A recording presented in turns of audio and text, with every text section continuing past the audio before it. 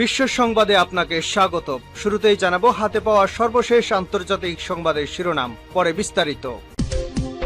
পুরোদমে Israel Iran Hezbollah যুদ্ধ চলছে, জানিয়ে দিব আমাদের হাতে থাকা সর্বশেষ গুরুত্বপূর্ণ আপডেট আন্তর্জাতিক সংবাদ। শুরুতেই জানিয়ে দিব নেতানিয়াহুর বিরুদ্ধে আইসিসির রায় মানতে বাধ্য ইউরোপ, বলল ইইউ।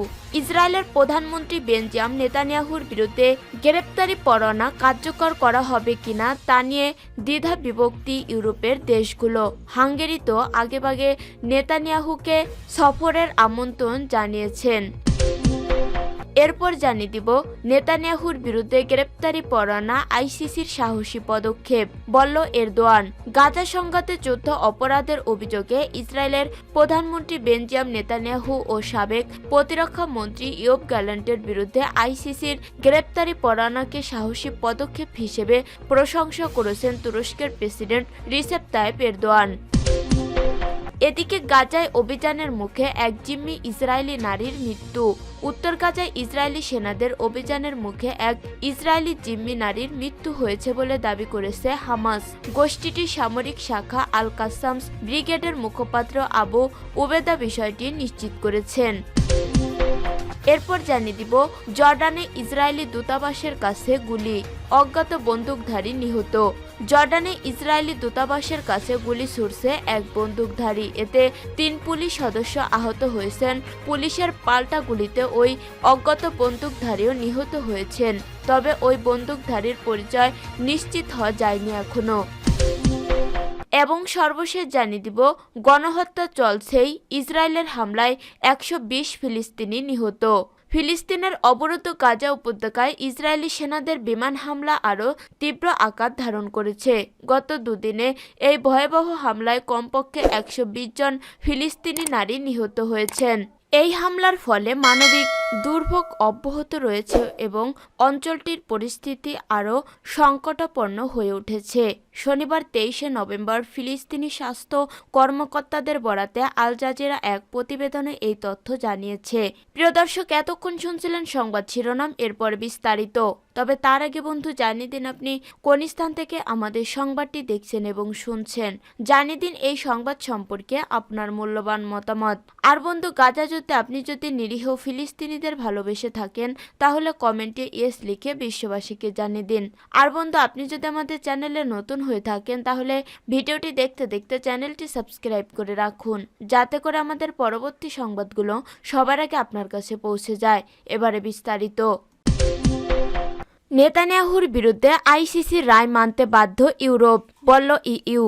ইসরায়েলি প্রধানমন্ত্রী বেঞ্জামিন নেতানিয়াহুর বিরুদ্ধে গ্রেপ্তারি পরোয়ানা কার্যকর করা হবে কিনা তা নিয়ে দ্বিধা বিভক্ত ইউরোপের দেশগুলো। হাঙ্গেরি তো আগেভাগে নেতানিয়াহুকে সফরের আমন্ত্রণ জানিয়েছে, তবে ইইউ পররাষ্ট্র নীতি প্রধান শনিবার জোসেফ বোরেল বলেছে 2 ইসরায়েলি নেতা এবং একজন হামাস কমান্ডারের বিরুদ্ধে আন্তর্জাতিক অপরাধ আদালত কর্তৃক জারি করা গ্রেপ্তারি পরোয়ানা কার্যকর হবে কিনা তা ইউরোপীয় ইউনিয়নের সরকারগুলো এড়াতে পারে না। শনিবার 23 নভেম্বর এক প্রতিবেদনে এই খবর দিয়েছে আল আরাবিয়া। যুদ্ধ অপরাধ এবং মানবতা বিরোধী অপরাধের অভিযোগে বৃহস্পতিবার ইসরায়েলের প্রধানমন্ত্রী বেঞ্জামিন নেতানিয়াহু, সাবেক প্রতিরক্ষা মন্ত্রী ইয়োব গ্যালান্ট এবং হামাস নেতা মোহাম্মদ দেইফের বিরুদ্ধে এই পরোয়ানা জারি করে আইসিসি। সব ইউরোপীয় ইউনিয়ন সদস্য রাষ্ট্র আইসিসির প্রতিষ্ঠাতা চুক্তিতে স্বাক্ষরকারী, যাকে বলা হয় রোম কনভেনশন। সাইপ্রাস সফরের সময় ইইউ শীর্ষ কূটনৈতিক জোসেফ বোরেল বলেন যে দেশগুলো রোম কনভেনশনে স্বাক্ষর করেছে তারা আদালতের সিদ্ধান্ত বাস্তবায়ন করতে বাধ্য। এটি কোনো ঐচ্ছিক রায় নয় যে মানলাম না।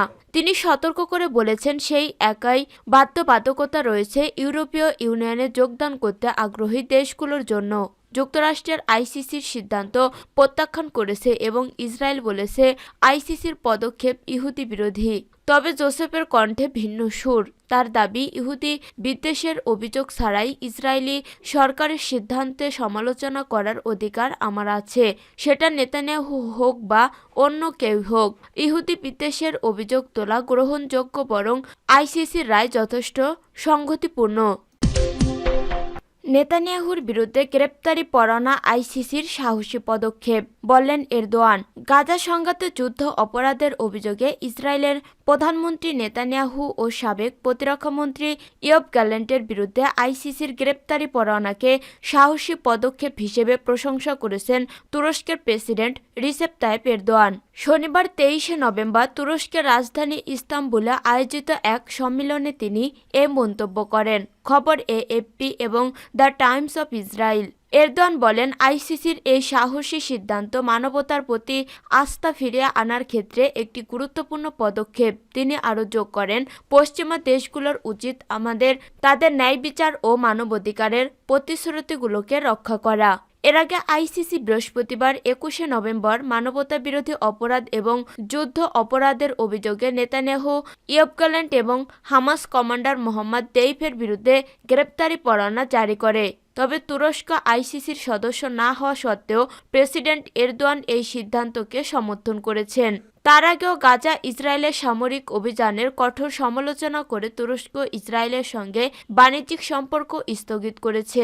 পাশাপাশি মঙ্গলবার 19শে নভেম্বর ইসরায়েলের প্রেসিডেন্ট আইজাক হারজকের আকাশসীমা ব্যবহারের আবেদনও প্রত্যাখ্যান করেছে তুরস্ক। অপরদিকে ইসরায়েলের পররাষ্ট্রমন্ত্রী এরদোয়ানকে স্বৈরাচারী উল্লেখ করে বলেন, তুরস্কের এই অবস্থান আন্তর্জাতিক বাণিজ্যকে উপেক্ষা করেছে। ইসরায়েল তুরস্কের সঙ্গে বাণিজ্যের বিকল্প খুঁজছে বলেও তিনি জানান।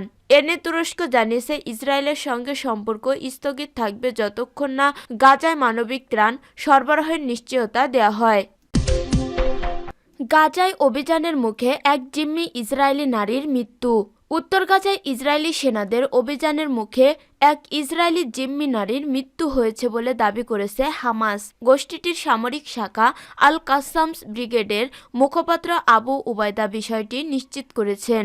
শনিবার 23শে নভেম্বর এক প্রতিবেদনে এ খবর দিয়েছে আরব নিউজ। হামাসের সশস্ত্র শাখা শনিবার বলেছে, গত বছরের অক্টোবরে ইসরায়েলে হামলার সময় জিম্মি করা এক ইসরায়েলি নারী উত্তর গাজার যুদ্ধক্ষেত্রে নিহত হয়েছে।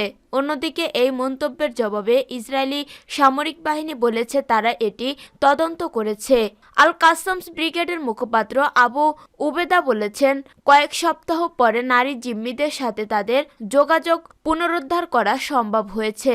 চলতি বছরের 1 অক্টোবর থেকে উত্তর গাজায় সাঁড়াশি অভিযান চালাচ্ছে ইসরায়েলি বাহিনী। এমনকি সেখানে ত্রাণের ট্রাক সহ সব ধরনের মানবিক কর্মসূচিও ভঙ্গুর করে দিয়েছে ইসরায়েলি সেনারা। আবু উবেদার বিবৃতিতে ইসরায়েলি নারী জিম্মির নাম পরিচয় শনাক্ত করা সম্ভব হয়নি। এছাড়া তার বিবৃতিতে এটি পরিষ্কার নয় কিভাবে বা কখন তাকে হত্যা করা হয়েছে।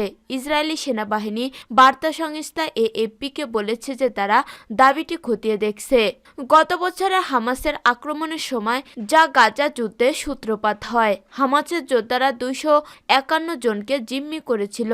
তাদের মধ্যে 97 জন এখনও গাজায় বন্দী রয়েছে, যার মধ্যে 34 জন মারা গেছে বলে ইসরায়েলি সেনাবাহিনী নিশ্চিত করেছে। বাকি 121 জন গত বছরের নভেম্বরের এক সপ্তাহ ব্যাপী যুদ্ধবিরতির সময় বন্দি বিনিময় চুক্তির আওতায় মুক্তি পান। এই নারী জিম্মির মৃত্যুর ঘটনায় গাজায় আটক জিম্মিদের দ্রুত মুক্ত করার জন্য ইসরায়েলি সরকারের উপর আরও চাপ বাড়ল। ভুক্তভোগীদের পরিবারের সদস্যরা মনে করেন যুদ্ধবিরতি চুক্তি জিম্মিদের জীবিত ফিরিয়ে আনার সেরা বিকল্প, কিন্তু এখনও পর্যন্ত ইসরায়েল যুদ্ধবিরতি চুক্তি মেনে নেননি। জর্ডানে ইসরায়েলি দূতাবাসের কাছে গুলি, অজ্ঞাত বন্দুকধারী নিহত। জর্ডানে ইসরায়েলি দূতাবাসের কাছে গুলি ছুড়ছে এক বন্দুকধারী, এতে 3 পুলিশ সদস্য আহত হয়েছেন। পুলিশের পাল্টা গুলিতে ওই অজ্ঞাত বন্দুকধারী নিহত হয়েছেন, তবে ওই বন্দুকধারীর পরিচয় নিশ্চিত হওয়া যায়নি। আজ রোববার 24শে নভেম্বর জর্ডানের নিরাপত্তা সূত্র ও রাষ্ট্রীয় গণমাধ্যমের বরাতে এই তথ্য জানিয়েছে বার্তা সংস্থা রয়টার্স। গাজা 1 বছরের বেশি সময় ধরে চলমান যুদ্ধে প্রতিদিন মানুষের মৃত্যুর মিছিল বাড়ছে। এরই মধ্যে নিহত ফিলিস্তিনের সংখ্যা ছাড়িয়েছে 44,000-এর মতো। এরই মধ্যে গত সেপ্টেম্বর থেকে ইসরায়েলের অব্যাহত হামলা চলছে লেবাননে। সব মিলিয়ে মধ্যপ্রাচ্যে ইসরায়েলের বিরুদ্ধে তীব্র ক্ষোভ তৈরি হয়েছে জনমানুষের। প্রত্যক্ষদর্শীরা জানিয়েছে গুলির শব্দ শোনার পর জর্ডানের পুলিশ এর আগে পুলিশ দূতাবাসের কাছাকাছি এলাকা ঘিরে ফেলে। দুজন প্রত্যক্ষদর্শী বলেছেন পুলিশ এবং অ্যাম্বুলেন্স রাবিয়া এলাকায় ছুটে যায়, যেখানে ইসরায়েলি দূতাবাস অবস্থিত। এলাকাটি ইসরায়েলের বিরুদ্ধে ঘন ঘন বিক্ষোভের কেন্দ্রবিন্দু হিসেবে পরিচিতি। গাজা যুদ্ধে ইসরায়েল বিরোধী মনোভাব বেশি থাকায় এই অঞ্চলে সবচেয়ে বেশি শান্তিপূর্ণ সমাবেশের সাক্ষী হয়েছে সাম্প্রতিক সময়। তবে গুলির ঘটনা এবারই প্রথম। নিরাপত্তা কর্মীরা অপরাধীদের সন্ধানে তল্লাশি শুরু করেছে। পুলিশ বাসিন্দাদের তাদের বাড়িতে থাকার আহ্বান জানিয়েছে। জর্ডানের 1,20,00,000 নাগরিকদের মধ্যে অনেকেই ফিলিস্তিনি বংশোদ্ভূত। 1948 সালে ইসরায়েল সৃষ্টি হলে বহু ফিলিস্তিনি জর্ডানে পাড়ি জমান। অনেকেরই জর্ডান নদীর ইসরায়েলি পাড়ে পারিবারিক সম্পর্ক রয়েছে। ইসরায়েলের সাথে জর্ডানের শান্তি চুক্তি অনেক নাগরিকের মধ্যে অজনপ্রিয়। তেল আবিবের সঙ্গে সম্পর্কের স্বাভাবিকীকরণের তাদের ফিলিস্তিনি স্বদেশীদের অধিকারের সাথে বিশ্বাসঘাতক